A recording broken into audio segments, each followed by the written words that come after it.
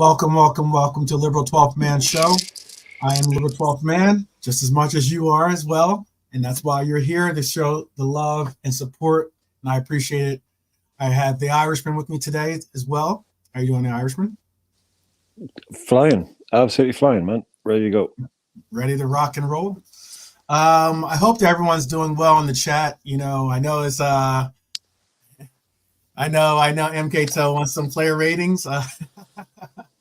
How about fail? That's the player rating I would give. I think I think what we're focusing on today is exactly what the thumbnail was talking about is, necessarily, guys, and we're gambling on we're definitely taking a gamble on this new coach coming in, obviously, because we don't know much about him. He hasn't had a long track record or anything like that, but he's about to become the next Liverpool coach, and that is something to say. That is a huge step for any coach to take on, and now we're about to see what this coach can do with it. Highly rated, highly regarded, and we're going to see what the translation is. It's what's scary about it is they're already out there trying to say that he's the next Erik ten Hag. And I'm just like, okay, man, let's not get too crazy. So it's a matter of how perspective, I guess, could say, right, Irishman?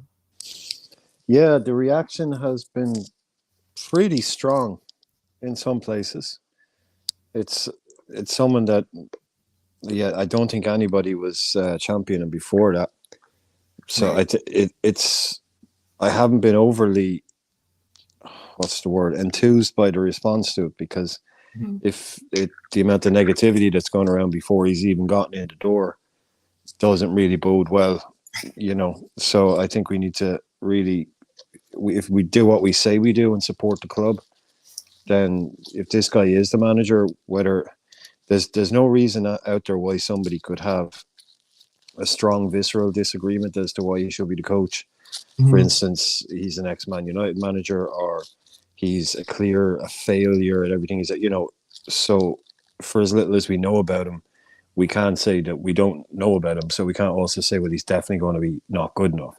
So I think once someone gets in the door, and while he is our manager, and while he's, just getting his feet under the table, then if he isn't getting fully supported purely because of who he isn't, as opposed to who he is, because this seems to be the issue.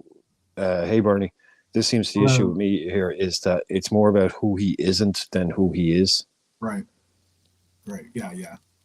Yeah. I've pretty much done a little bit of research and like, just because once his name started to get slotted around a little bit, no pun intended, it ended up being something of like, okay, maybe we should focus in on who this guy actually is and what he's all about.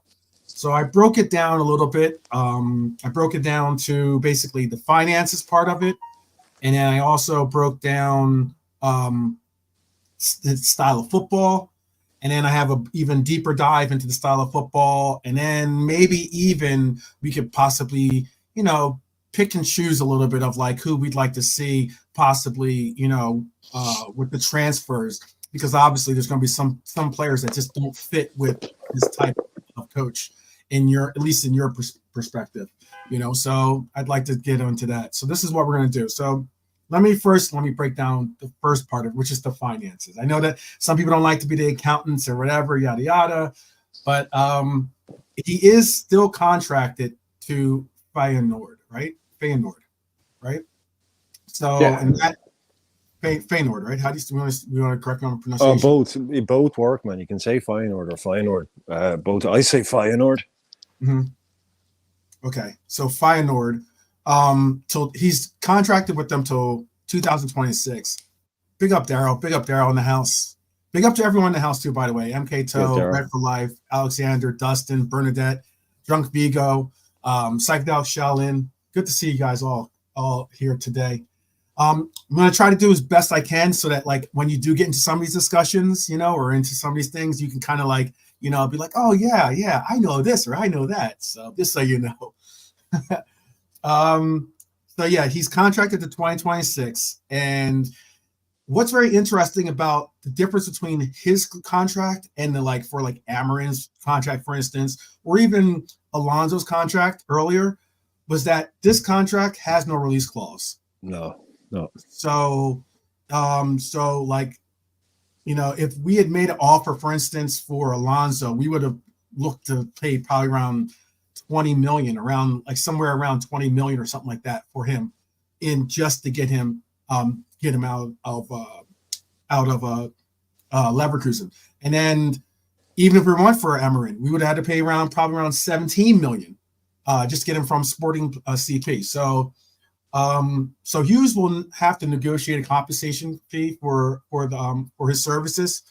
I think it's going to be, this is what the Athletic has reported at least.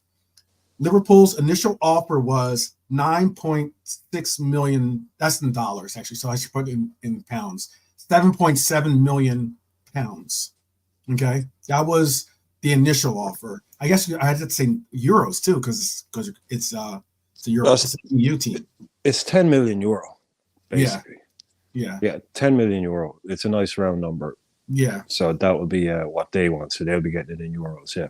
Right. But it's probably should be enough, 10 million for a guy without a buyout. That crazy CV. Yeah.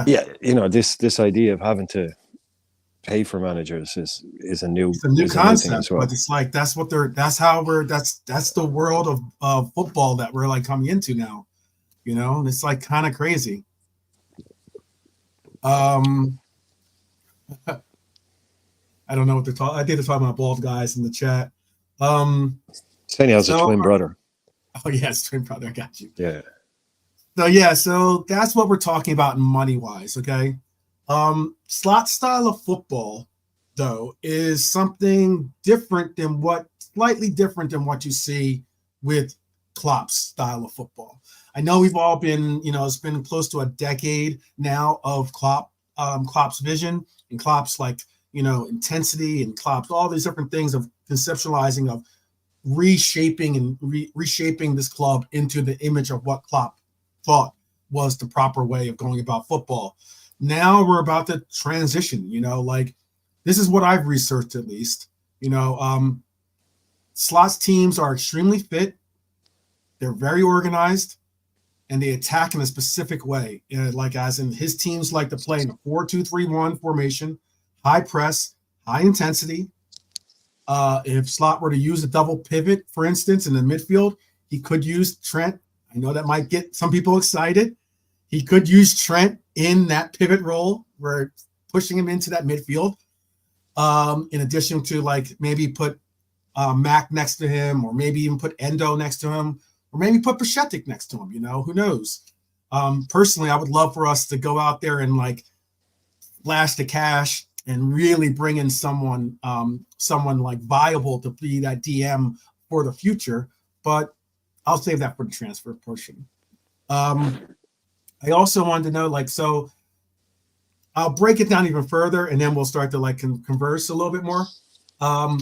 If Slot were to keep the 4-2-3-1 formation, it could involve a different role for someone in particular that's not in favor with a lot of people at this moment, and that is Dom, or even Harvey Elliott.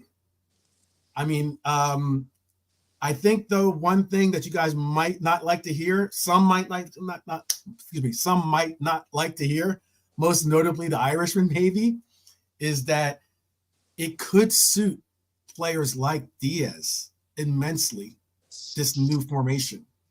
And even Mohamed Salah, who play if you play them on those wide positions at the moment, right now, you'd be able to reset their approach towards the flow of their offense, basically, and maybe lessen their involvement in having to track back and be a part of the defensive portions, and they could be more on the front end, on the front foot for going forward. The last part of what I was going to say is, if Slot were to move to a 4-3-3, though, which he has done and can do, I think things will just look very similar to what we have now. So I mean, like he basically would just keep the team somewhat very similar to what we have now, like as in, and it would limit the amount of need to go out into the market and try to get players to fit his scheme of a 4-2-3-1 or something along those lines. So I know what it is for what I would like to see, but depending on if we went to a 4-2-3-1, what was it that you would like to see? And tell me in the chat too, and I'm asking the Irishman directly, what is that you would like to see? Is there some players that you think just aren't going to be a real fit for him? Or do you think that we have all the right tools, we have all the right pieces, and we just keep it moving? Yeah, I haven't seen his team play a lot, so it's just like you. I was watching something there. Was it the Athletic or something? I was trying to catch a few things to, some Dutch people are talking about what he does, and that. Again, it's kind of difficult to say he's definitely going to do the same thing over here. But when you look at our squad, you could really just say, like, apart from a three at the back system with wing backs, right?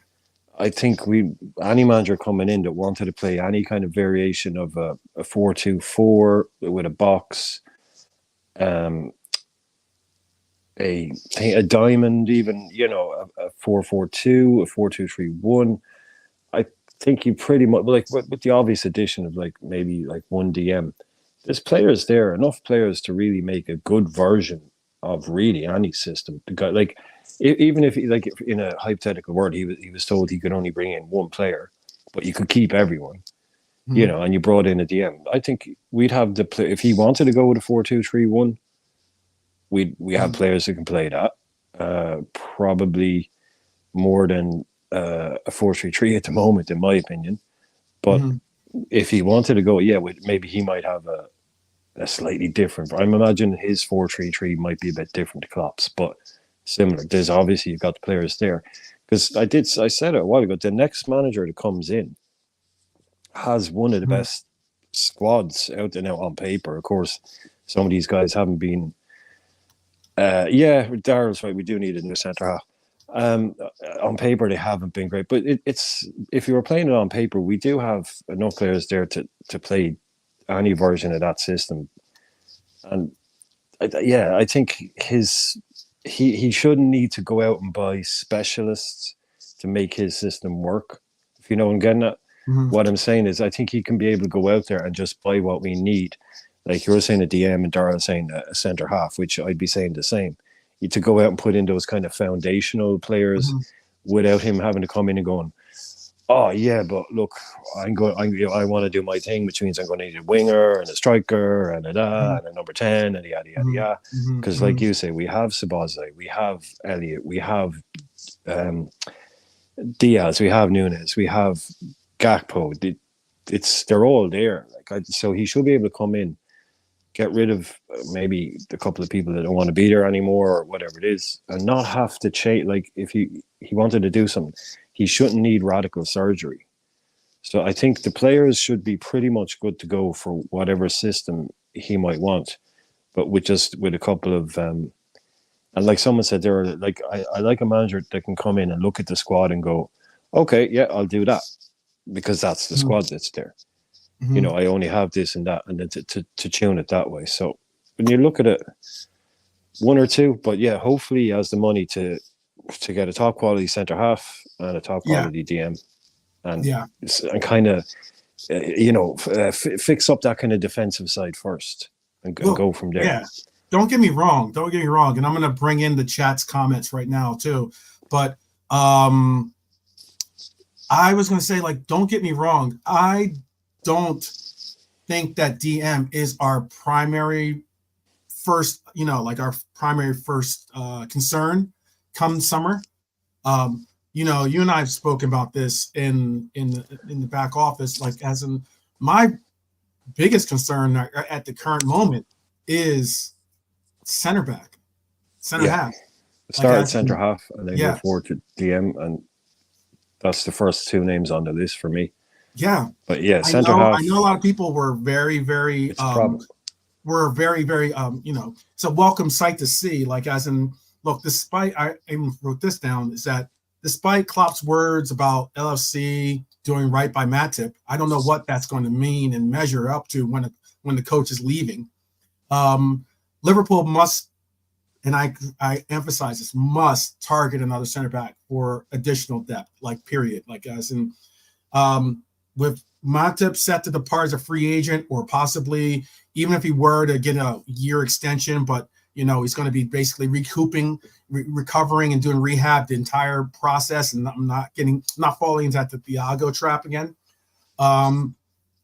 Look, an extra body is what we need at center half, and Happy Kwanzaa has been a great addition. Don't get me wrong, but if anything, what's even crazy about it is I rate Kwanzaa now over Konate, and that might sound nuts, but I mean, at this very, very moment, I've been very disappointed in Konate's contributions. I get that people might say, "Oh, well, like everyone goes. Some people are going to form or go into this and that."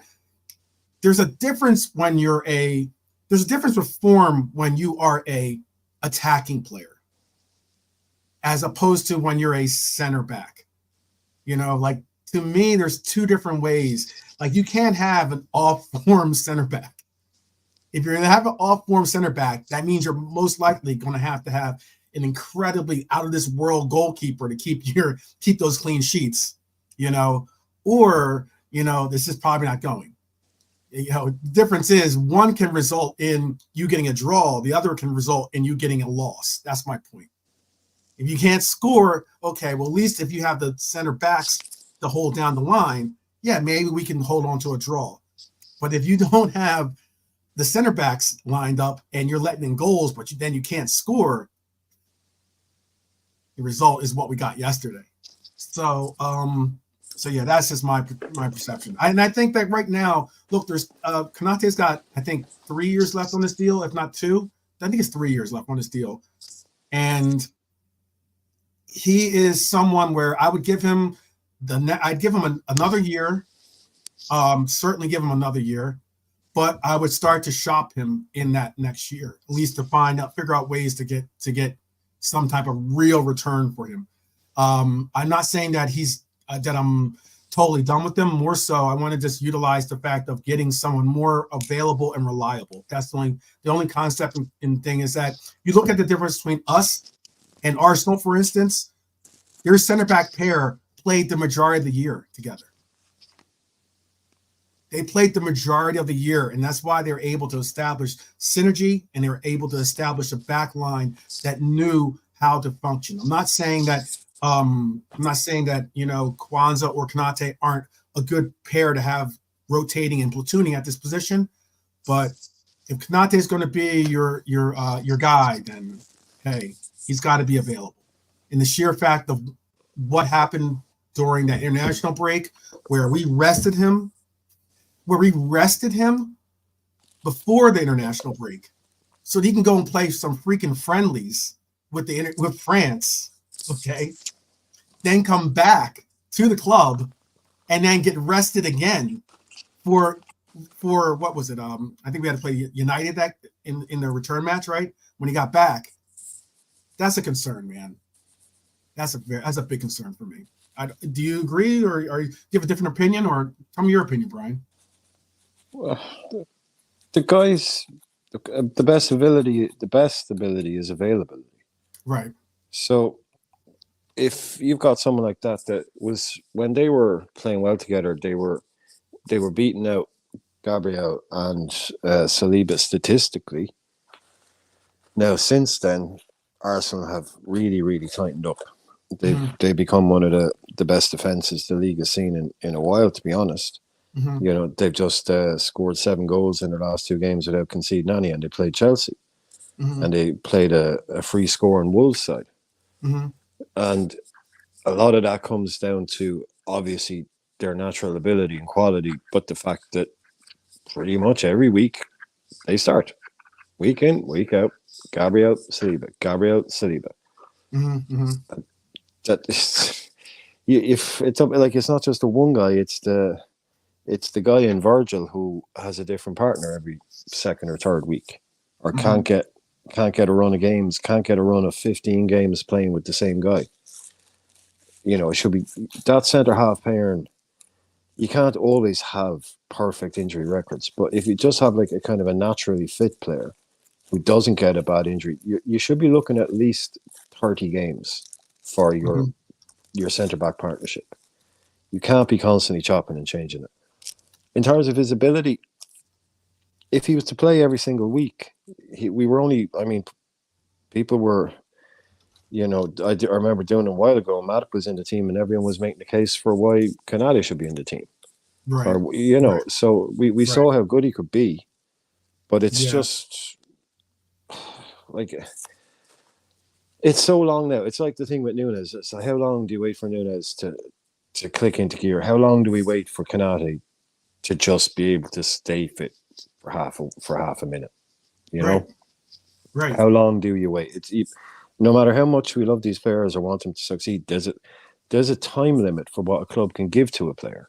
Like we need to be winning games and winning titles, and it can't be about recuperation and player welfare and looking after them. It's like, look, if you're not available for us, thanks for your service, and we will get you moved to another club, and we'll do what's best for us. Right. Because at the end of the day, the club always has to do what's best for the club, not what is best for the players. And if while doing that, you can do what's best for the players, then that's great. You don't go out of your way to harm players and throw them under a bus, but you have to make the best decision for. That's what we as fans want these owners and Oh, managers to do. So would you get go for Canade. this? Would you go for this then?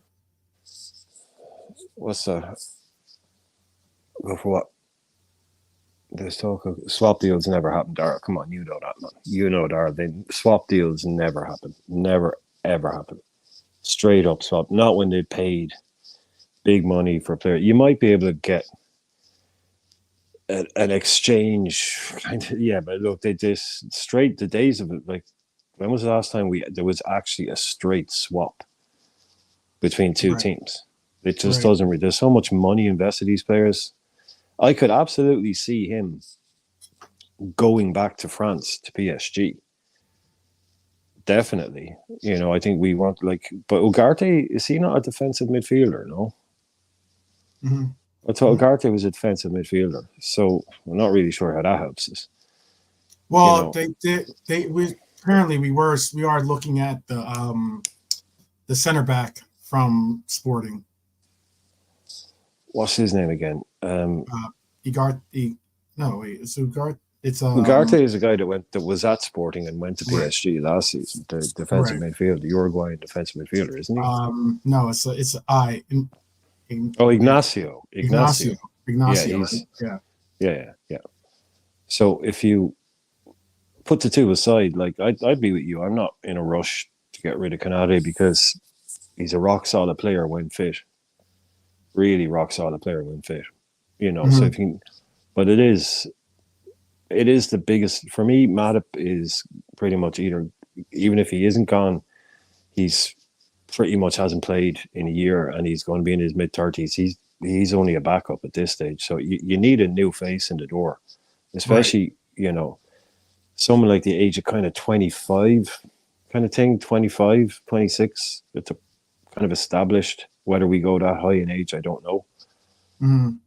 but Hmm. it's for me the most glaring hole there because the defensive drop off when it gets to the way it has it, it's kind of shocking to see. It is.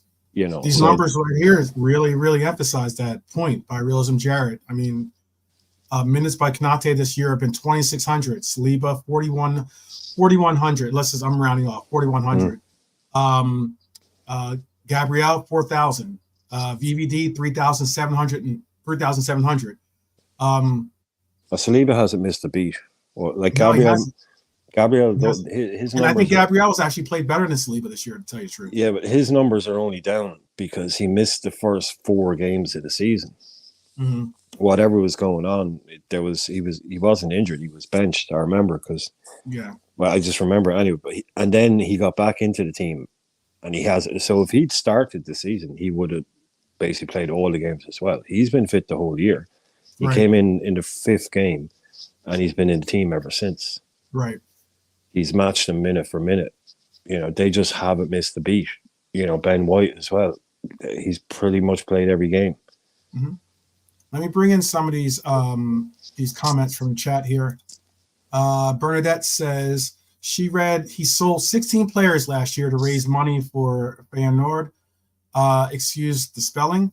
And he started from scratch and carried on successfully straight away, so they won't want to let him go easily. Definitely so. I mean, like if he's built that up to be his image, then it's going to be difficult to find someone to, come in and run the ship like he's running for certain. The Red Machine says bring in Kudus. Okay, I mean, oh yeah, please. That'd be a great addition. Yeah, very good. Play anywhere. Well, yeah. Not anywhere, but he can play a lot of positions. He'd be, oh yeah, very nice. Daryl says Salah is leaving. That's been signed months ago, he reckons. Okay. There's a possibility. Oh, don't be shocked. Absolutely, Daryl. Don't be shocked if you wake up. It's either this summer or next summer. So right. Dustin says he likes when a manager chooses a formation based on the players. Okay, that's I get what you're saying, in the sense of like he has a vision, he has a set, and then he goes and picks players that are going to fit within his scheme, as opposed to taking the players and trying to manipulate it so that it fits to the scheme of what the players offer. I understand that. I think what he means there actually is what he's saying is he likes when a manager comes in, looks at the squad that's there, and then goes, okay, the best formation to use with that squad is this. Mm-hmm. He means that in the kind of the Ancelotti thing where it's not like I can only do this, and I think he means when the manager comes in and goes, okay, yeah, this squad here is best suited to a 4-3-3. I'll get me 4-3-3 out. Mm-hmm. Or this squad is best suited to a 4-2-3-1. I'll get my 4-2-3 out of the bag. I think that's what he's saying, but that's less and less common these days. These guys have to have their own dogmatic systems. They all have to be Pep Guardiola. They all have to play my way or the highway. So that is a very Ancelotti thing to do, is to take the players and kind of just use them and what suits them best.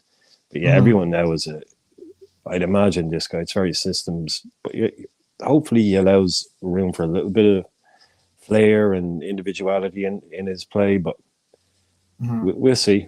And I suppose we can say this now, really, can't we? I mean, he is going to be the manager. This isn't really this, unless there's some huge... if this were to fall apart, then it'd be times of concern, because if anything, you know what, you want to have a manager pretty much locked up and ready to rock and roll once the summer, once Jurgen hits the door. You want the other manager like basically ready and prepared to take over that office. Like, we're not sitting here as if we're saying like, oh, this is a done deal. That's done. It's done. It's like, we're not saying that, right? But like, this is I think close to being done as about as close as you can get. Like, he's even come out and said like, hopefully it can happen. I think this is just coming down to us. I think he's making those overtures because, like, if anything, that shows that he wants to make it happen. And I think this is just despite the fact that there's no release clause in the contract, if the manager, it's the same similar concept of like if a player wants to leave, then you're going to figure out a way to make it the best exit possible for that player. If a manager wants to leave, you're going to figure out a way that you can get properly compensated for that. I think that's all that's happening here, man. I think that is the only thing that's happening. This everything has been agreed. From what I can read, it literally he's a yes, we're a yes. So it's literally we're at the 10 million euro. They're going to say no, we want 15. We'll end up paying him 12. And then it'll be. I think that's literally what the stage that this is at the moment is. Just we've agreed with him, he's agreed with us. Now it's just you have to go and make Feyenoord happy. And I think we start low, they start high, meet in the middle. Sometime over the next couple of days, we meet in the middle, and then once the season is over, with all respect to our fans and to Jurgen Klopp and to Feyenoord and their fans, it can just be, kept not. It can be kept unofficial until then. But I'm convinced that that's the only thing that's been really talked about now is that the deal is done between the two parties, and it's just sorting out how much we're going to have to pay Feyenoord, and we're probably only about £1 million away. Yeah, we'll figure it. It's not like they want 20 and we've offered 5. Right. It's pretty fucking close, I'd say. Yeah. Let me get through these last couple ones. Philip Bidwell says, he's not impressed by the fact Slot is being reported as a new manager, as he knows nothing about him apart from who he's managing now. But when he comes in, he'll back him until he proves he isn't the guy. That's good to hear. Exactly. Philip. I like that. That's all we can do, man. Yeah. If he's going to be the Reds manager, we got to hope for you got to hope for success. That mentality sometimes that we see amongst our fan base and especially other fan bases about you don't like something that the club, a decision that the club made, whether it's a player or a coach, and you kind of rooting for that player or coach to fail, so it re-emphasizes or makes you seem like you're the smartest guy or girl in the room, is not the move, man. That does not look good. Red for Life says Mo, Darwin, and Lucho might be on their way out this summer. That's a possibility. I don't think Darwin's gonna be on the books, or on books, excuse me, on the market. And I don't think that I honestly don't think Lucho will, because I don't think anyone's going to meet Lucho's price for what they would like to get. And Mo, different story. Mo is a question mark. I don't know if they're going to allow for him to just ride out his last year here, or if they're going to strike while the iron's hot and just figure out and cash out for Mo with the Saudis, who are very much trying to reinitiate the talks again. Revenite says Darwin, Mo, Diaz, and Diego can go. Had enough of them all. Wow. Wow. Revenite's hot on that one, huh? All right, big up Revenite. Right. That's basically that's pretty much our front four. Yeah. And the only one you're keeping is Cody, I guess, huh? Out of that 4. Okay. Interesting. Or out of the 5, excuse me, say. I don't know what IKR means. Maybe I kind of relate. I know, right? I know, right? Oh, I know, right? Oh, okay. I just don't want to see the same type of play that heavily relies on heavy pressing. All that got us in a bunch of injuries and exhaustion, says Neon Grave. This could be interesting. Yeah. Should be interesting with that. You see, tactics evolve and tactics assimilate and tactics change. Yeah. And when you have something that you do that's set in stone, it doesn't take an overly clever manager to figure out what its weaknesses are. Mm-hmm. So you constantly have to be changing and evolving and changing and evolving. So these guys, I think, will have. There's no manager out there worth his salt that wasn't learning off Pep and off Klopp and off whoever else you want, Emery, these other big, last 4 or 5 years, 6 years. They'll have been watched. They'll take what they think are good bits from other managers and then mold their own things and all of that. But like I've said from day one, when something like this happens, when you know what's going to happen, then my mind immediately switches to, well, okay, he's gone. Right. What's new?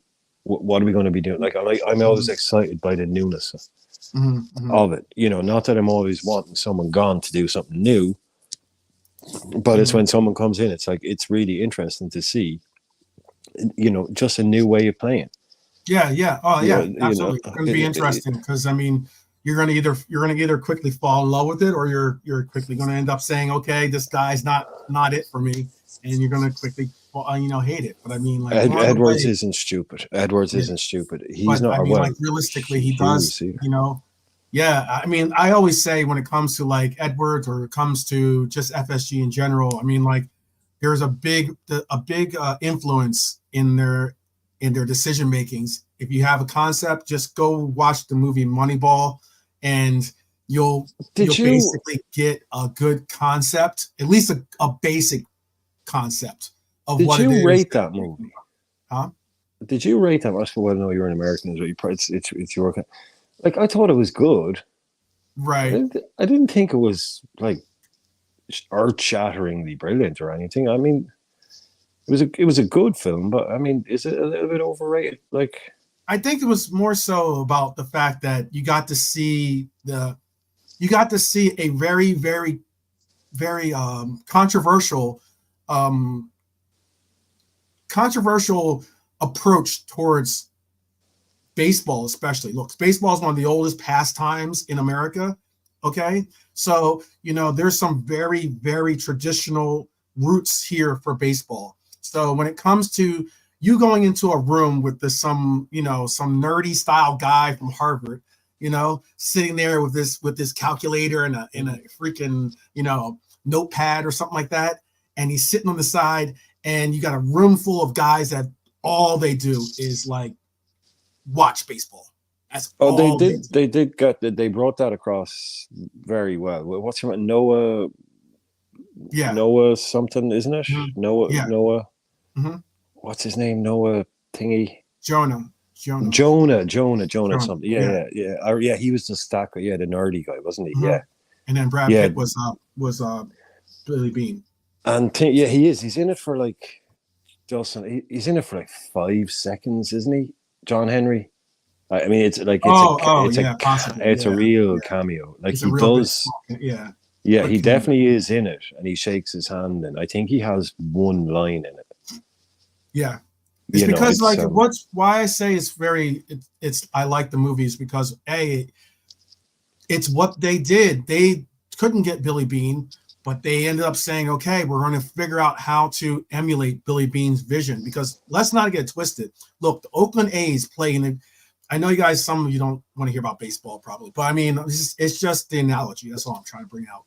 And Oakland A's don't play in a great field. Okay. Their stadium is not a great stadium. Okay. They're not a high revenue making team. Okay. They are in a smaller market, considering that San Francisco and Oakland are like sister. They border each other basically. Okay. So it's like San Francisco is the bigger city. And then you have Orlando, she's saying Orlando, Oakland being, kind of like in its shadow. And so you're not looking at it like you're going to have high revenues or anything like that. But the Oakland A's have seen some real brilliance in the 70s, especially. Okay. And yet some of this, the reason why I bring this up is because in that movie, you really do get a sense of like what kind of pushback it is. And so hard sometimes when I get it today too, on some other content creators, when we're talking about stuff about this game, and I'm saying, oh, well, like this is what's going on from an agent's perspective, or this is what's now going on from a managerial perspective or organizational perspective, or this is what's going on from a player perspective. It's changed. It's adjusted. And so much of these analytics are so involved in the game. And it gets down to like, it's almost as simple as when you go against someone going, oh, you have to be an eye test guy or a stat guy. No, you can be a little bit of both. Yeah, can we please end that ridiculous argument about whether are you this or are you that? Is there anyone these days really? Like, it's so stupid, for these people. I don't get it why people. Yeah, that's because some people don't acknowledge Moneyball at all, though. Some people will be very, very intimate about saying, "Oh, I don't care about stats. Oh, don't bring me stats." And I'm like, okay. But even the Moneyball thing, like that, even that movie must be 20 years old at this stage, right? No, it is. It certainly is. Yeah, so even that stuff was 20 years ago. Yeah, and people, so it's like it was still kind of. People don't want to grasp it, though. That's what I'm trying to get across, is that people are still what the problem was, inundated to that concept of thinking that, like it's the same thing. Can I tell this quick? Go ahead. Yeah. it's the same thing as I know I've spoken on this a couple of times before. There was an interview that King Kenny did, right? And in the interview, he's sitting there and he's talking to a former player, I forget the former player it was, and a reporter. And in it, they're talking about, when he was a coach, and he was talking about how he would go and watch players he was interested in possibly signing. He would go to the games that they're in. He would actually go and physically look at the player during a game. Okay. That doesn't happen anymore, really. But yet it's great and all well and good, and you can get a real good sense of a player. Maybe, I mean, like you don't want to go for just one game, obviously, but you have scouts for that to do that. But all the same, you want to get a taste. You want to get like a little look for yourself to see what it is all about, Yeah. And there's going to be tapes and volumes of tapes that the coaches can look at as well, and little highlight reels that you're going to have brought to you. But for the most part, like, that part of football isn't existent anymore because you don't have the time to do those things anymore.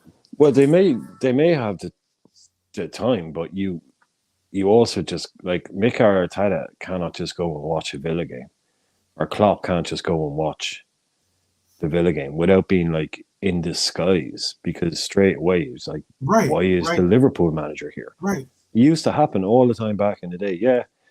Right. You'd just see a random manager from a different club in the ground. It's just like, oh, here, and he'd be like, oh, I wonder who he's watching. It'd just be a little bit laughing a joke. But yeah, always, every game to be some manager there. This was it too. Yeah. Never. But the one thing, what I think was one of the problems was, you see, like, if you're from America and you're a huge baseball fan, that's probably like a really interesting movie, like you say, about all the behind the scenes stuff, and it's also probably amazing because you're a baseball guy. Right. So if you're not a baseball guy, but I know me, yeah. So if you are, like, but just for someone who doesn't, watching it was really interesting to see. But we don't have that emotional connection to the game. Mm-hmm. But what happened was, basically, to English people or European people, what came out of that movie was that basically FSG invented this system where you use computer data to buy cheap footballers. And they're going to do that at Liverpool. They're going to do exactly that at Liverpool. They're going to use Moneyball, and they're going to just transplant it. And everybody's going, Moneyball might work in baseball, but it won't work in football. And people just had because some people who probably didn't even see the movie, and they just heard somebody say, oh, it means what's Moneyball? Oh, it means this. And now they're going to do that with Liverpool. It's like, yeah, they did use data to not buy overpriced flops like Benteke and Balotelli and things like that when they were allowed to get it right, they did, it's like, it's basically, it's data. It's just using data and analytics. Every club in world football uses data and analytics. And it's not like there's a system and you type it into the computer and it tells you what player to buy. It's what Brighton are built on. Brighton, the guy who owns Brighton, uses right now, but as a business. But Brighton wasn't built on that 30 years ago. 40 years ago, probably even. No, but what I'm saying is they're built, like their owner, Tony Bill. I mean, what it's built on, like his business. He's been doing a lot of that, but that's the thing of what there's no one that doesn't use data. Because Bernie is saying they do use it. What I'm trying to say, Bernie, is everybody uses data. Everybody uses a form of what people called Moneyball. Mm-hmm. It's just literally modern football is to use data. So you're not relying on purely just a scout thinking, because scouts won't always get it right. So you end up overpaying for people. So what you do is you use your data, the way I think it, you use data and you use analytics and stats to narrow it down to a group of 5 to 10 players. And then you get together and you brainstorm and you try and pick the best. And then you talk about it. But it's not like the computer tells you what player to buy, because you type in right winger, max budget 5 million. And they spit it out. If there isn't a single club out there that isn't using data, isn't using analytics, isn't using all of that inverted commas Moneyball stuff. So To me, they were just ahead of the curve. You know, they were just a little bit ahead of the curve. Everybody's doing it now, so. And I agree. I agree that everyone's doing it now. This is what Realism Jarrett was trying to say too. And that was a good question. I'm going to bring up this question by Stefano. Actually, pick up Stefano.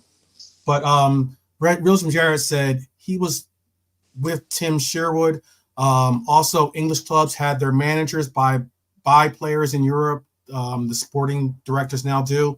Like they were discussing that progression of when it used to be, the pretty much the final say and everything else went through pretty much the manager, as opposed to now these sporting directors have such increased powers. And some clubs don't even have sporting directors, you know. So like that makes total sense. Like like I've said, why would you give a manager 200 million to spend in a summer when he has an incredibly specific way of playing?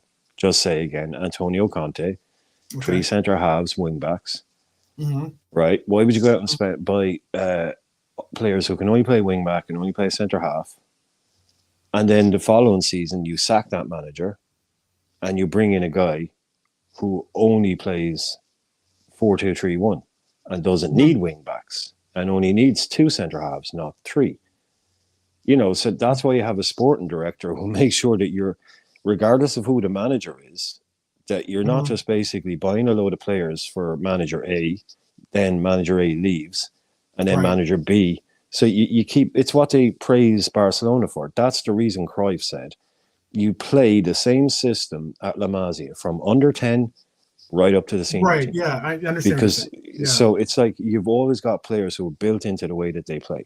Because there's no point like it's an easier transition from the different stages. I give you I give you a 200 grand budget, right, to set up the restaurant, and you're all about Caribbean, right? You're all about that Caribbean, and 6 months later, I sack you, and I bring in a new guy who only does French food, and he wants another to get rid of everything you brought in, get rid of all your Caribbean chefs that you brought in, because no, just pick. You need that continuity, so you're not just wasting money on expensive players the way that they're turning over managers these days. The whole thing has to run in continuity. This is good, not good business, but this is good football business. It's making sure that, like we say, the new manager I think the new guy that comes in doesn't need to rip up this squad to play the way he wants to play. Right. That's what I mean. It's just we're not sticking him with a load of players he doesn't need, because we built I think we're attracted to a manager that can use our players, and it's synergy. It's not going out and getting random players or managers and them buying random players and having to sell them again the next year. I don't want that. Well, I think one of the biggest scenes in that movie that we're speaking on was when I think it was Giambi. At the time, that was like, and he's like he's like a big time player in the sense of he was a big time home run hitter at least, and but he was not a good bat. He had a low batting average though. Okay, so the thing about it is like, Billy Bean's character or Brad Pitt goes up to the manager and it's like, hey, I need you to start this guy and this guy. Now, do I think that Edwards was going up to Klopp and saying, hey, I need you to start this guy and this guy. I know you like so-and-so, but you need to start this guy and this guy because the numbers say it. But in the movie, that's something that he did, which was very interesting. And it ended up working out for him, and which is kind of strange because like you can imagine Edwards marching down from the stands down to the dugout and pointing at the cheat sheet and going, you got to bring him on. You got to bring him on. If there was a Moneyball LFC version, I would love to watch that movie. That would be hilarious. Well, we've got our thing coming out now, haven't we? We've got our it's our Amazon-y thing. We do have an Amazon special coming out pretty soon. Brilliant for this season, Yeah, great. And it's going to be crazy that we got to watch, that we're going to basically get to. You're not going to really see a lot of what people expect to see because how I can say it that way is that the Spurs. I remember when the Spurs were going through their mental or their meltdown You know, was it Conte or was it Mourinho at the time? I remember they're having Well, problems with the coach, though. I remember both, that. but Mourinho was there when they were doing that thing, the Okay. Amazon thing. Yeah, that Mourinho was definitely there because that was one where it was caught on camera with him balling out Dele Alli. Yeah. So I didn't see that, but I know because I remember That was, that I'm bit. surprised I got in, to tell you the truth. But I mean, he must have okayed it, to tell you the truth, because apparently, like a lot of the stuff that they did have slated to go into the actual final reels didn't get put in. No way, man. We don't like if you like the Sunderland Till I Die one. Mm-hmm. That's the one to watch if you just want to watch a good one because they just showed everything. Yeah. Whereas everyone, like the big clubs, man, no, cut Yeah. that, Yeah. There's someone going through with a red line going, nope. Yeah. As they say, that editing room floor, lots of full bin bags afterwards, basically. Yeah, most of the best stuff ain't getting in. There'll be a couple of little moments. That's interesting. Yeah. And it'll be, you'll know, like if they show a player getting getting balled out and he's still at the club, then you can always put your money on him leaving in the summer. He's leaving, so we can show him getting slagged off. Yeah, exactly. All right, let me get through. There's a couple now that we're falling a little behind here, but I'm gonna get through these. I want to make sure that I include. You know, I'm a man of the people, so we'll make sure I get all these chats in because some of these chats are very inclusive, like as in, they're very contributive to our discussion here. Let's see. Left off right here, I think. Realism GI says swap deals are fans' fantasies. There are 4 parties involved that all have to agree on everything, and the players must want to go in the opposite direction, which is never the case. That's a very good point. Basically, that's what I'm saying. Yeah, the amount of moving parts in a swap deal means that they almost always break down. Fans are complaining FSG being disrespectful to Klopp by talking and getting done for a manager while the season is ongoing. Do you feel the same? I feel he feels that it's short-sighted by fans. Again, this gets down to what it is, truthfully, in my opinion, Jared, is that it gets down to some people don't understand the business of football today, and they don't want to accept it. That's what I was just trying to get at. Like, as in Brian's points about, you know, the money ball or sporting directors or how everything's conducted with analytics these days. Absolutely. Almost every team, if not all the teams, have some form of that in their structure. But yet, like, you telling a fan that is the same reason why when sometimes you talk to a fan about, oh, well, they want to bring this player in. Like, for instance, Frankie de Jong. I rate him. I would love to have him. I would love to see him play as Liverpool player. But he makes close to 800,000 euros a week. People don't want to hear that. They don't want to hear that because right there, when you look that simple number up, it makes you go, there's no way that's happening. Absolutely no way that's happening. Frank de Jong's not Mbappe, so you're not selling shirts or kits and stuff, you know, and getting like, you know, or trying to negotiate the likeness of this player. No, Frankie de Jong's just a very, very talented player making a lot of money at Barcelona. It's just not happening. And I know that, like, sometimes with us as fans, we play these video games or we talk about or we play these fantasy football leagues and such, and we bring these players in and we think about how well and how great it would be to bring these players in. We don't want to hear the wonky stuff about, contracts. Players' parents don't like it, or a player's wife doesn't like to go there, you know, or they don't, or language barriers. Like, they don't want to hear that. They just want you to make it happen. And that's sometimes why I say it's better to at least hear it and at least understand it so you can kind of like navigate those waters, because on both sides of the river, there's going to be fans yelling stupid stuff, in my humble opinion. Cedric Lopez goes and says, one of my frustrations with Klopp is to think the player is so good to play him anywhere. Just play them where they are good at.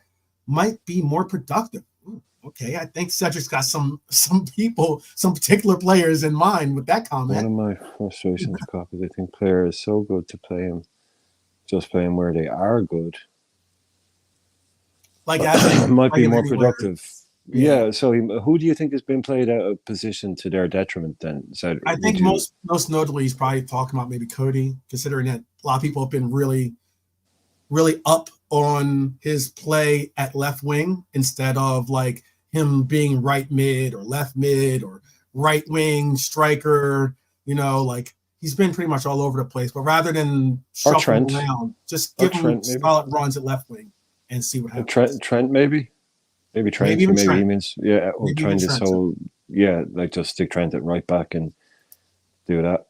Yeah, maybe even. I think he is.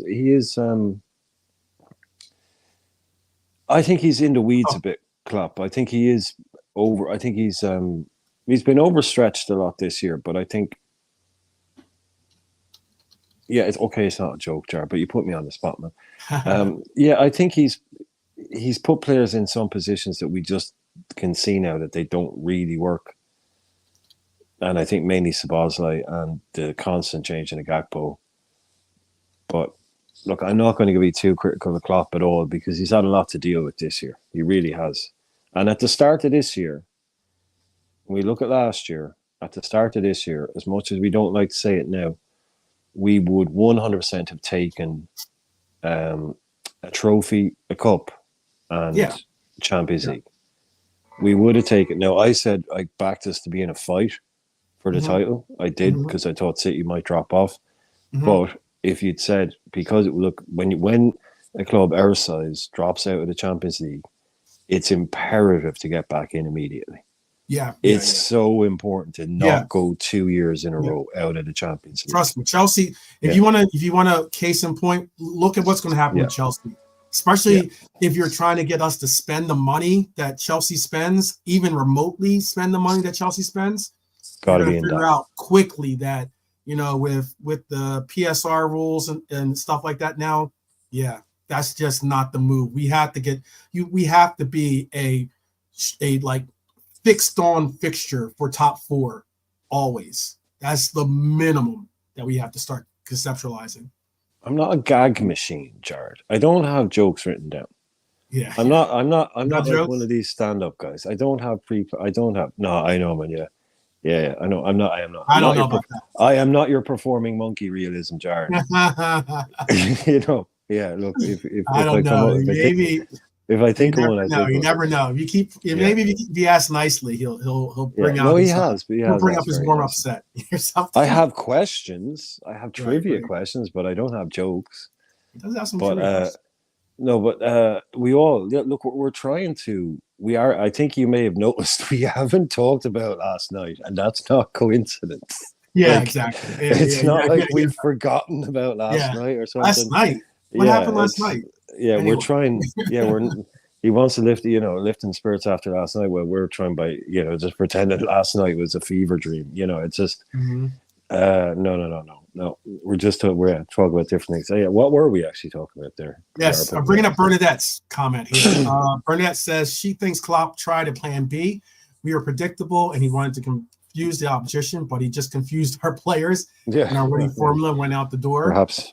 Perhaps that could be a very, very good analysis there. I think it's better than Jamie Carragher's analysis, but okay, in my humble opinion again. He just talks some craziness sometimes, man. I'm glad to see Daniel Sturridge there to kind of balance it out, And whoever would have thought that, eh? You would have thought that, right? Yeah, exactly. Whoever would have thought that, exactly. But I mean, you see him, you see he was on there with Rooney too, and all three of them, and Rooney's poking the bear a little bit, being a former United great, and also being an Everton fan. He's kind of poking the bear, and I'm just like, oh man, don't fall for that. Realism Jared says, when you screw up with transfers, it affects the clubs for years. This is the issue we have at the moment. Horrendous succession planning of the team. I don't exactly agree with that, to be honest with you. I don't think that we had a horrible transfer segment of it. Let me get through. I can always come back to that because we're going to go into transfers in a second, but I have only 4 more comments here. And one of them is a question. What LFC player, or 2 of them are questions actually, says, you know what? I'll leave that. Michael Corleone, I'm going to come back to your question because I already answered it in the chat. But players like Harry Kane and Messi have previously been open about their commitment to mental training and how it has contributed to their development as players, Honesty says. He also goes on to say that the club, along with Nunez, has decided to hire a personal sports psychologist for him to improve concentration and confidence in stressful situations. And the club stole his faith in Darwin. I said that months ago. Yeah. I said months ago, right? Now, obviously, the club has always had those kind of people on the roster, maybe, are available to the players, sports psychologists to come in. We got in your man, the guy to work with, Ronnie O'Sullivan. He wrote the chimp paradox, basically. Ronnie O'Sullivan, I don't know if you know who Ronnie O'Sullivan is, the world greatest snooker player of all time. Had serious emotional problems keeping himself under control. And Steve Peters, yeah, he was like the first celebrity sports psychologist. But we got him in, and his work is we worked with him, I think, for a while, or consulted with him at least. But I said a while ago that I was convinced that Darwin had been working with a sports psychologist because he was having horrible games and missing absolutely shocking chances. And he was walking off the pitch with his head held high and a smile on his face and this kind of, no. It's like you could see he was not broken. He wasn't letting him break him. And he was coming back out. And I was saying, he either is basically the world's most mentally strong individual or he's working with someone. Because you could see he was getting down. And all of a sudden, he was having bad games, but you could see he was still walking off the pitch going, no, this isn't going to finish me. You know what I mean? And I said it a while ago, I think he's been working with someone because it's impossible to have that kind of self-belief after some of the games and some of the chances to keep going and keep going. I don't think he was basically doing that just on his own because he's a young guy, he's a young kid, and he shouldn't have to do that on his own. He shouldn't have to be, you do need help getting through those kind of things. So I thought, no, that's good to hear. And I think that's almost evident. It is good. No, it's evident. It's not a crutch. Remember when we were talking about I forget what game it was, but he kicked the back of the chair or something like that when he was in. That was the game before the Atlanta game. Yeah. And I'm just like, I love your passion, I love your energy, but I mean, you've got to figure out a way to funnel it to a good place, you don't want to when he scored the winning goal, what was it? Was it Southampton? No, it was Forest. Forest, I think it was, right? He had a header. Remember the game-winning header that he had? No, in the 94th, 95th minute. That was Forest, yeah. It was Forest, right? Okay. Or was it? Yeah. No, it was Sheffield United when he charged down the keeper, wasn't it? Yeah, but in the Forest one, he scored. He ran over to celebrate, and he kicked the signboard. And I'm yo, you've got to be who was it? Not what's his name? George from Seinfeld when he was a hand model. You gotta walk around with your you just can't mess up the money makers. You know what I mean? I don't know if you ever saw that episode. No, I know. George was a hand model. Yeah, I know the reference. Yeah. That was a hilarious one. All right, I got a couple more, and I have a question because I have a question from Luca. I have a question from Realism Jared, and a question from Stefano. Okay, so All right. So the question from Realism Jared was, our fans want our manager to have power to sign players. That's a madness. Every time we sack a manager, we have to start from square one. Real Madrid buy players for their managers, and they must win. That's not even a question. It's more of a statement, to tell you the truth. Pretty much what I was saying earlier on about, not buying players for every new manager that comes in the door. Yep. And different styles and different profiles. That's the word. That is actually the word. The word is profile, isn't it? That's the word. It's always the profile. He's a Liverpool player, right? And he's a Liverpool manager. He fits the profile, so the profile will always match with the profile. I think that's the way they think of it these days. Okay, and this other question is from, here it is, from Stefano. Stefano said, what LFC players do you think were moneyballed, in essence? Ooh. I gave my answer as being Minamino, possibly, because Minamino we bought at a good price. He ended up serving a good price, served a purpose, plus served a purpose financially by bringing us into the Asian market, even so. And then we ended up selling the player for a profit. And then who else did I say? I said, and maybe even Shaqiri might have been you stole my. I'm going to think of someone else. That's not who you're going to say? Go ahead, talk about Shaqiri. Who else was there? Is there another one? I'm sorry, I didn't know. I already put my answers in the chat, so I was just. I don't read the chat. Yeah. All right, I can't unless it pops up. I'd go with Shaqiri. So I'm trying to think of someone else that was 100% like bought on. Yeah. Bought on stats and for a low price. Let's just say that have to be to be Moneyball. It'd have to be purely on stats and on stats price. And yep. Matip. Yeah, well, yeah. Okay. That's a total money. You mean just to sign him? I guess, yeah. Because he was. Yeah. We didn't go out and buy him. Exactly. He's ultimate money ball, I suppose. Yeah. Let me see who else. No, I just think Shaqiri and Minamino are the ultimate too. Like, maybe Jenny. Maybe. Yeah, but we paid quite a lot of money. Nice money for Jenny. It wasn't like he was cheap. He wasn't cheap for a guy who at the time people didn't really, Yeah, don't even go there with Davies, the hologram. But he was relegated. I tried to put it out there because there was a take. I'll bring up this take in a second because I will bring up what Luca just asked. So I'll bring up Luca's question too. I'd also change my mind. I'd actually change my mind maybe slightly. I think Genie, because Genie was relegated.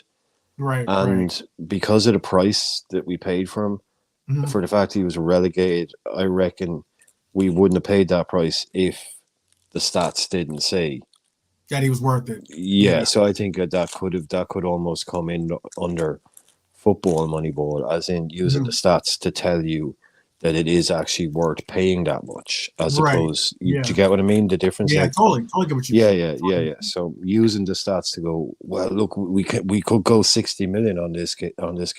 I mean, I'm gonna be honest with you. Who else is a Moneyball purchase? Possibly a Moneyball purchase, slightly. Maybe not. I was gonna say Endo was, but I mean, like, I guess that doesn't go analytics. No, it doesn't go with what Klopp says either. Yeah, with what Klopp says more so. Yeah, he's kind of a favor, not a favor, but an allowance. I know. Yeah, as in like he was. Yeah, letting him just pick one and go. Okay, it ain't what we usually do, Jörg, but if you say so, we'll go and do it. So I'll let you answer this one, Brian.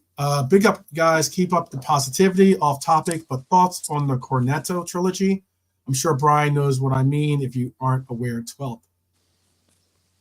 I didn't have time to Google the Cornetto trilogy so that I could pretend I knew what it was. So I have never heard of the Cornetto trilogy. Is it I don't know what. No. Is it?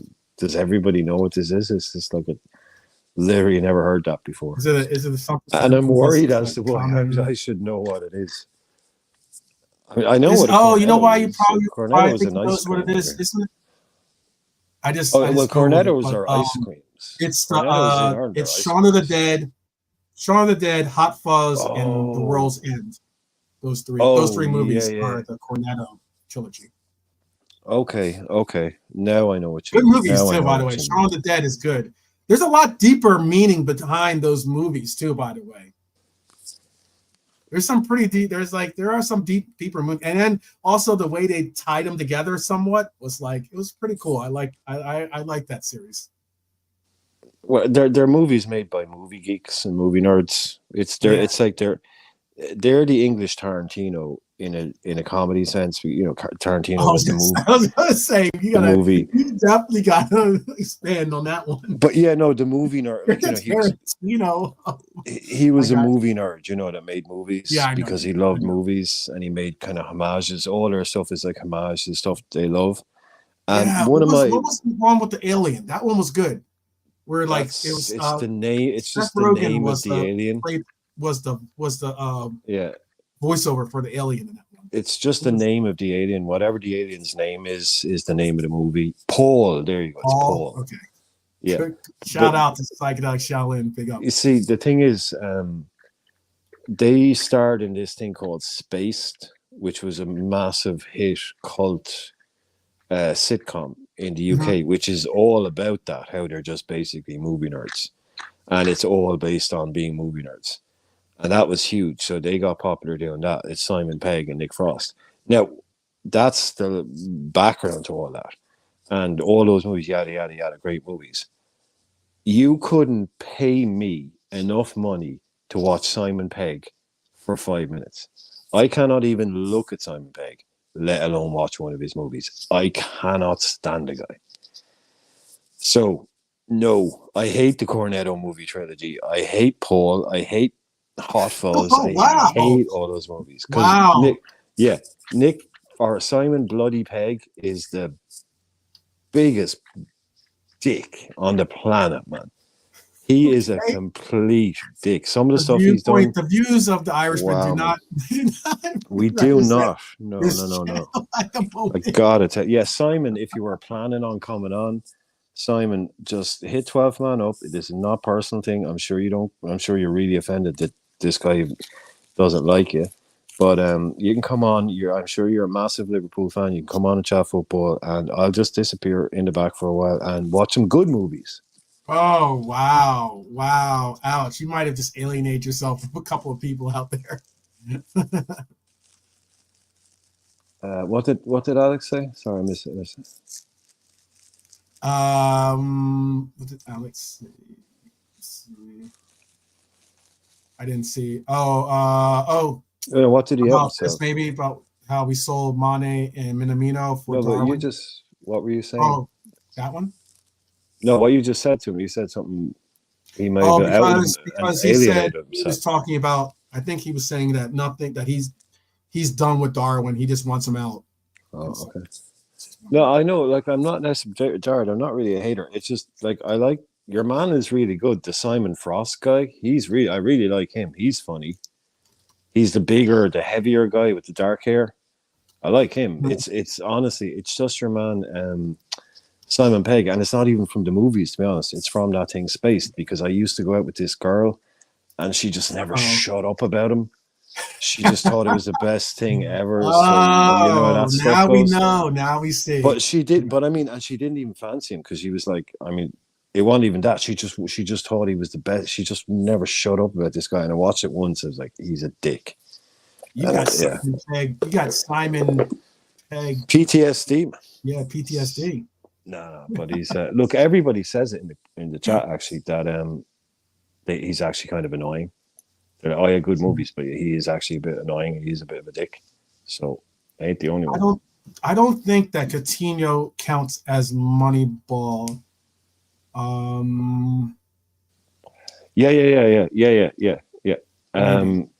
Maybe. It was a very low price, and that was a really, really good piece of scouting and a really good piece of judgment. Mm-hmm. But also, just a brilliant footballer. Yeah, I mean, it definitely helps out the fact that whatever it was, the price that was shelled out to bring him in, we definitely made it in spades, over over that, over that amount, double, triple, quadruple, whatever it end up being. Brian has some PTSD over Simon Pegg. We now know Brian's kryptonite, Simon Pegg. Yeah, but no, honestly, Brian, she didn't even fancy him. She fancied the other guy. Yeah. This is the thing. She just thought she was like, Simon Pegg, he's so funny. It's just like, how can someone with a face like that? He's just so punchable. Yeah. But he got into all those Star Wars movies, or is it Star Trek? He ended up in a load of Star Trek movies and everything. He got but imagine, fair play to him. Like, imagine growing up like being the world's biggest Star Trek geek and nerd and Star Wars, and actually then getting to be in, like, I mean, fair play to that guy, because he actually lived his dream. Possibly even into. Oh no, he lived his dream. He lived his dream for sure. A lot of those guys are, I mean, that get the opportunity to be in some of these movies or to make some of these. I mean, Simon Pegg was in Mission Impossible. That's the other one he was in. Yeah, he was the geek. He was the computer geek guy in that. That was like a payday for him, man. Absolute payday. See, Mission Impossible. He was the computer guy, and he just took Simon Pegg. Just took Brian. He just took Brian out of the feed. You gotta watch what you say. Apparently, after Simon Pegg, because Simon Pegg apparently knows a few things about computers. So we'll have to wait and see if Brian comes back or not. I don't know if Simon Pegg either took him out just through the computer or if he went over there with the bat. Come back. You're back. There you go. There you go. I remember this Simon guy. Simon came at you. No, it's all out there now. That's the first time I've ever actually publicly spoken about how much I dislike Simon Pegg, because I've never actually met someone else who likes his movies. I've never had to say it, like, but because everyone else I know thinks. What's the bigger, heavier set guy? What's his name? That's Frost. That's Nick Frost. Or he's funny too. Yeah, I liked him. I thought he's really funny in that spaced thing, because he really goes OTT in it. He's very like he's really like Walter John Goodman's character in The Big Lebowski. The way he's really like over the top when he goes military style. Yeah. He does loads of that kind of stuff in space. It's really, he takes it really seriously. He's really funny, really funny. I have so before we end, I am going to share some stats with you. So here's some stuff on what we're looking at. This is the new manager again, possibly the new manager that we're going to be seeing. It's incredible. I mean, like, he's 45 years old, so it's a young guy in managerial terms. Can I just say something? Yeah. I was watching a show yesterday, and someone brought up the fact, they said, he's 45. He's been doing this, so he's no spring chicken. I was like, someone said, what? God's sake! It's like as if to say, this guy's been around for a while, and he's still only. I guess so. Yeah, I'd be hard pressed to find a manager.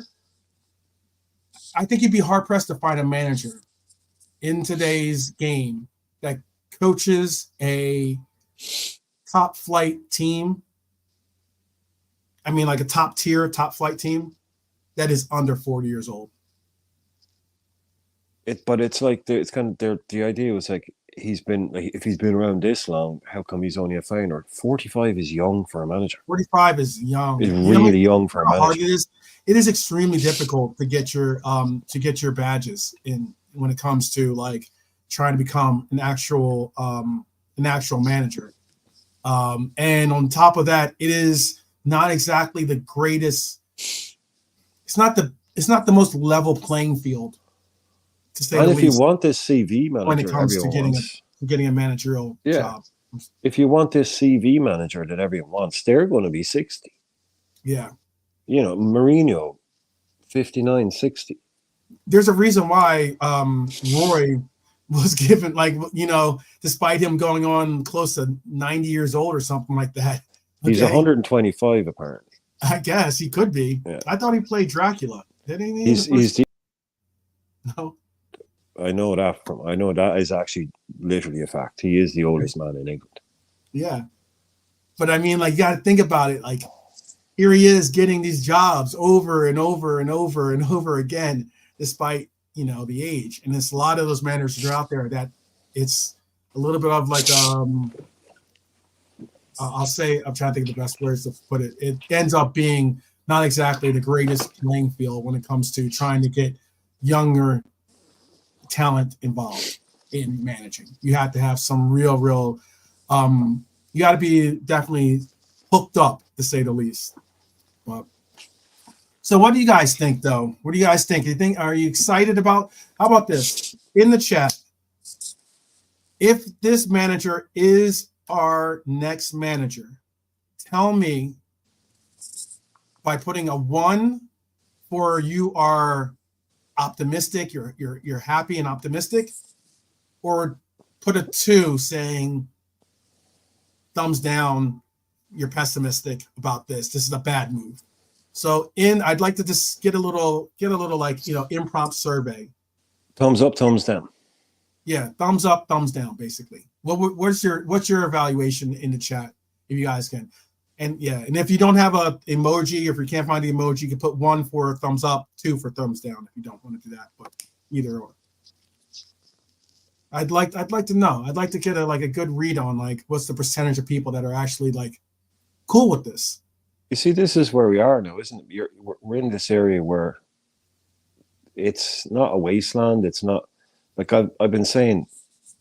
There'll never be another, Pep. There'll never be another Jurgen Klopp, right? But let's just, to use a broad brush, the next Klopp is out there, the next Pep is out there, the next Mourinho is out there, the next Ancelotti is out there, the next right, great coaches are out there. It's just they're all at the moment are all we fall. It's just a kind of a quirk in time. yeah, Is that there's no 50-year-old managers, 52-year-olds that are still at their peak, in their prime. right. We're just in this area where it's all De Zerbis, Amarims, Alonsos, Inzaghi, Mata, Arne Slot, Xavi at Barcelona. Mm-hmm. It's all young, relatively unproven guys. There's a lot of them out there. They're proven to a degree, but one will have proven that they can do it in Portugal, while the other has proven that they can do it in Holland, and the other has proven that they can do it. Unless you're going to go there like an Emre, Tuchel, Nagelsmann, they might be somewhere in the middle between senior and new. But I wouldn't want an Emre or a Tuchel or a Nagelsmann, even though Nagelsmann is as young as both a lot of these guys. He's just started a lot younger. So it's all about there's no magic formula to know whether Amorim will work out better than De Zerbi or work out better than Arne Slot. Now, I know what some people will say is that they don't even want to be in a conversation with any of those people. So they want us to be in a higher echelon bracket, which for me, I can only imagine right now would be Ancelotti, Mourinho, and I don't know who am I missing out here? That's a proven manager out there with the CV to back it up that isn't Pep Guardiola or isn't Jurgen Klopp, because those two are off our table.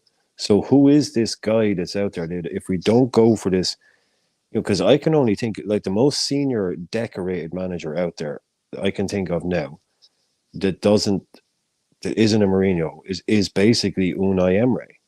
Yeah. He's won multiple European trophies. He's around 50. Yep. And he's literally the only one I can think of. Mm-hmm. So where are we? Yeah. Where are we going? Yeah. That's why like we came up with the idea for the slot machine. We are, as much as you want to use your stats, it's always a gamble. It is always going to be a gamble. It is when you go Amorim over Alonso over Arne Slot, and you bring him to a club like Liverpool, because it's the whole coming to a club like Liverpool. And this is the thing, we can narrow down the chances of him succeeding if we don't back him. If we don't back him as a fan base, I'm not expecting everybody to bang the same drum. But if we decide on day one that he's not good enough, then he has no chance. He I'll tell you will this. fail. I'll tell you this. You know what? This is why I tell you guys truthfully, I appreciate each and every one of you guys to show up to this channel at least.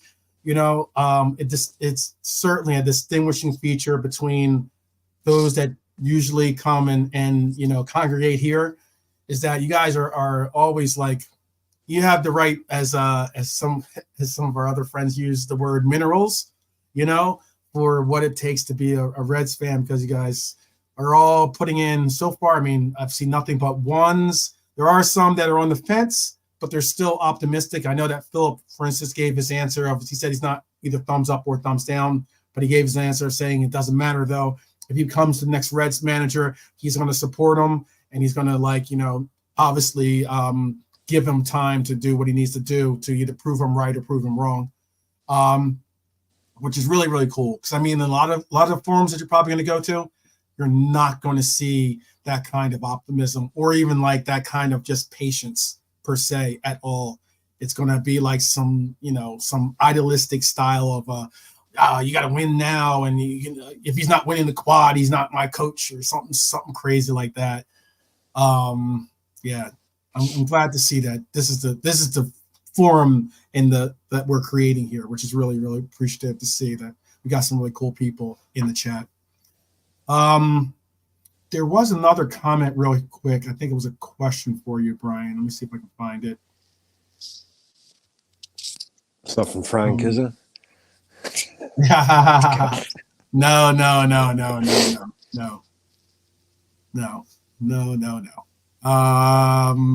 gonna make you get you in trouble.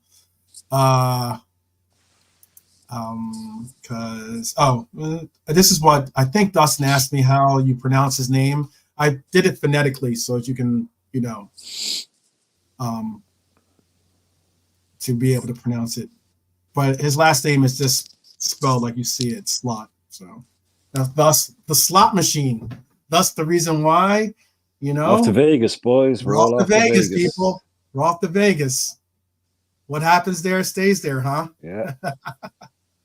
Man, I mean, like, yeah, you know what? That is true. MK Toe's got a good point. One thing, though, he's getting UCL for free. Yeah. Yeah, he is definitely getting UCL for free. Who is? He's going to get a free trip to the UCL. Well, yeah. Well, he's going to expect to be keeping us there as well. Yeah. Yeah, that's the minimum. Like I say, that's even. We're kind of getting used to Man City winning every year. It's not normal for one club to win every year. It shouldn't be. It used to be United, Arsenal, United, Arsenal, United. Right. Or Liverpool, Everton, Liverpool. There was always proper competition there. But so those days a little bit different at the moment. But when you're having a bad season, all clubs can have a bad season. But at this kind of club in this environment, even when you're having a bad season, the minimum expectation has to be Champions League. That's just it. You can't not be in the Champions League. Yeah. So that's going to be his kind of. I mean, if he goes first year, I'm not even bringing it out there, but yeah, like I said, that's the minimum expectation now, to be able to keep up and keep yourself in a position to do something. Mm-hmm. But hopefully, look, it might just take a Guardiola going and to break things up again for a little while. But this is like they say Barcelona wanted him, Bayern wanted him. I'm not saying that proves anything. But what I'm saying is it just shows exactly. I think that does, man. That says something. I'm not saying it proves anything. What I'm saying it says that, like, that's the market now in Europe. Yeah. That these guys are it's not just Liverpool looking at Arne Slot. It's the likes of Bayern. It's the likes of Barcelona. Because they're looking at Amorim. They're looking at Alonso. Real Madrid are looking at Bayern, are looking at Alonso. Mm-hmm. So it's not just Liverpool that are looking at these players, young guys, because it's not like the other It's not like Real and Barcelona and Bayern have this group of better managers they can pick from. They're Right. all out there taking that same gamble.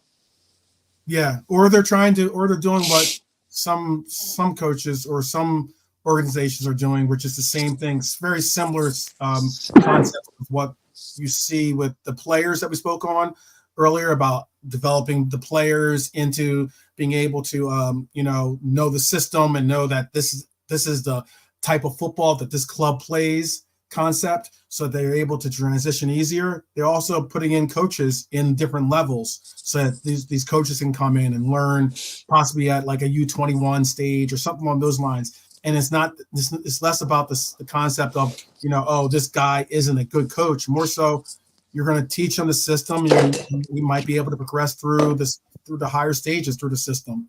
Any truth? Sorry, any truth to this Torres coming back as a coach thing? Any truth to that? There Anybody is know? some truth to it. It's still a rumor, but there is some truth that it is the way that he's speaking about it is very, very makes it intriguing. It makes it a little bit hotter of a topic. And personally, I've been saying that I've been saying it constantly. I know that who was saying didn't like Alexander I believe, said he didn't. There's like pretty much no changing his opinion about Nunez. Oh, Darwin, yeah. I mean, I know that you're not on the Nunez fan train either, right, at this moment. Not at the moment, no. He's got to change some minds. But I mean, like realistically, yeah, we're probably going to have him going into next year. I don't think that he's going to ask for an exit from the club. No, he's not going. No, and I also think that I don't think he's leaving either. If you were to bring in a El Nino, who I definitely, I know I'm gonna get flipped up from this, but I already said it before. I definitely think that there are some attributes that these players hold. I'm not saying that he's the next El Nino, but what I am saying is that they do hold certain attributes that are very similar. And the same way he's taken some mentorship from Suarez, the same way he's taken it from Kanani, excuse me. Like it could still be, you could still possibly get some type of positive return by bringing in a player that you resonate with, that you see, that you understand, and it's one of those things where it's like, I don't know. El Nino speaks about how he regrets leaving Liverpool to this day, and he understands the sheer fact of what it means to be a legend, I mean, there's certainly legends or not legends, but great players that have left teams for rival teams, which is somewhat unheard of, but like most notably like a Sol Campbell, for instance, and I see how like Spurs fans don't even would sooner cut out your tongue if you're trying to say Sol Campbell. Judas. Exactly. And the original Judas. I saw a piece about it. I saw a piece. I think it was I think it might have been character was Jamie was actually saying this, I think. And he was speaking about how he's saying how Sol Campbell is confused as to why, fans, why he wasn't asked back to a Spurs legend game or something like that, or it was something crazy like that. And the sheer fact that he doesn't get it, he still doesn't get it, means yo, what's wrong with you guys? Yeah. I can. Clarity. He tried to run as a Conservative Party candidate. Mm-hmm. As a Tory, which is basically the party of rich, old establishment England, mm-hmm. that hates the working class and the poor. And he tried to run for that party. So that just tells you how detached from how normal people think he is. Was Paul Ince in C. Yeah. No, I know what you're getting at. No, I know what you're getting at. But Sol Campbell, he just thinking is that why don't these people like me?